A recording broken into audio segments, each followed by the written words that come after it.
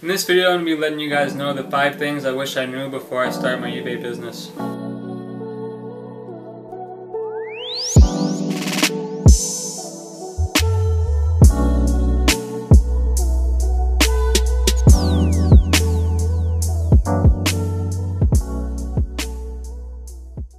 What's going on, guys? Welcome to another video. I hope you guys are having a great day. Today I just want to go over some things that I wish I knew and some costly mistakes I made when first starting my eBay business. So I'll get into the tips I got for you guys right away. Number 1, I didn't hire a virtual assistant to help me out with anything. And I did this because I really didn't see the value in it. I thought that I could do all the stuff myself. I do recommend you guys learn the in and outs of your business before you pass it off to anyone else, but look into virtual assistants. They're super cheap. You can go on places like Fiverr and Upwork. For example, I just started Poshmark posting, and I found somebody to do 500 individual listings for my eBay store over to Poshmark to just help get that store going and up and running. And they did that for $100, so 20 cents a listing. And I was timing it out, and it took me 5 minutes to cross-post a single item. So I was paying this person under $3 an hour to help me out, which freed up hours of my time. So look into virtual assistants, and you can also do this for parts of your business that you really don't enjoy doing. I know a lot of people hate listing. Check that out. If you're one of those people who really despises listing, you can find somebody to take that off your hands. It'll really just get you more mentally prepared to take on other parts of your business. Like, you can grow into different platforms. You can look into Mercari, you can look into Etsy. You can really just expand your business. So check that out.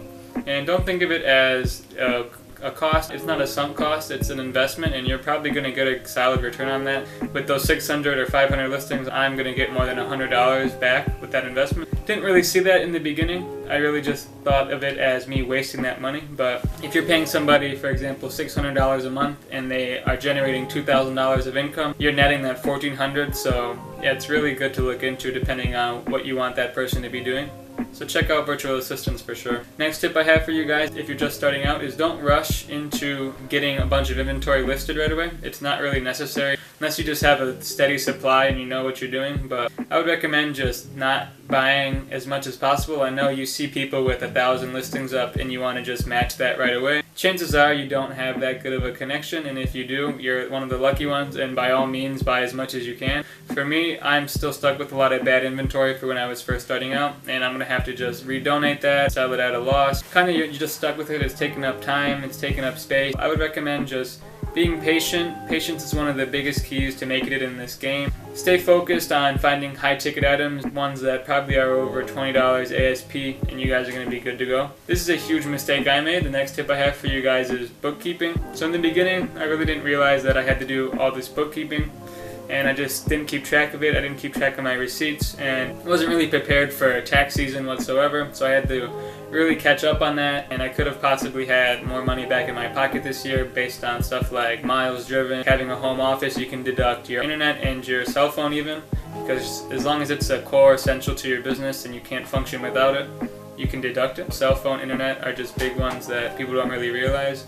Even if you're using it for various other purposes during the day, you can still deduct it. You can use websites like QuickBooks to help you out. It'll really just save you that headache when tax season comes around. So another tip I have for you guys, and this is something that cost me a lot of money, is to make sure you know exactly which shipping box to use when you're going to ship your item out to your customer. For me personally, I didn't really take advantage of things like the flat rate padded envelope, the flat rate envelope. I was just shipping in priority boxes whenever I would go to list an item over £1. That ended up costing me a bunch of money. Things were going out to California for $12-15 when I could have put it in a padded flat rate for $7-10. If you're selling a lot of items every week, that really adds up. I would recommend just getting all the type of boxes if you're first starting out, like the regional A, regional B, and just see what works. Look into that, and you don't want to make that costly mistake either. Another tip I have for you guys is to not trust the eBay recommended pricing. This may seem like a given, but I ended up losing out on a lot of money when I was first starting out because I just thought eBay knew what they were talking about when they would give me a price to start my auction at,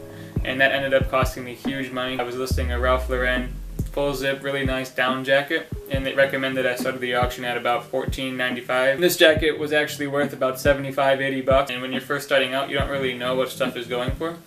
So take your time and check sold listings. Just look up what things are going for so you can get top value. And these tips should really help you out, so I hope you guys learned something. If you did, please leave a comment and subscribe, and I'll see you in the next one. Thanks for watching.